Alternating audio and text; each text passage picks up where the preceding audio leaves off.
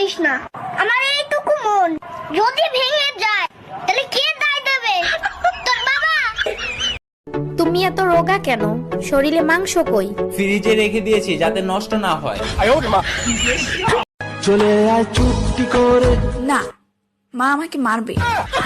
জানো শাওন ভাই মিল্কি ভাবিরে হার কিনে দিছে, আমারও হার কিনে দিবা, তা না হলে আমার নাক কাটা যাবে। তুমি কি চাও আমার নাক কাটা যাক? তোমার নাক কাটতে আমি দেবো না, এই নাও কাট, তুমিও গিয়ে হার কিনে নিয়ে এসো, আমি চললাম। চললাম মানে? তুমি এই অসময় কোথায় যাচ্ছ? ঘরে বউ থাকতে শাওন ভাই রুম্পা ভাবিরে বিয়ে করছে, এখন আমি যদি টুম্পা ভাবিরে বিয়ে না করি তাহলে তো আমারও নাক কাটা যাবে। তুমি কি চাও আমার নাক কাটা যাক?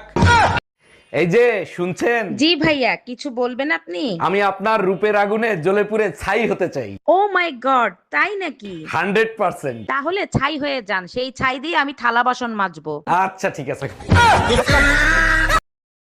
বলি বন্টি, জীবনেই একটা কথা সবসময় মনে রাখবে, যেখানে তোমার জন্য কোনো জায়গা নাই সেখানে ধাক্কা ধাক্কি করে জায়গা করে নিবা।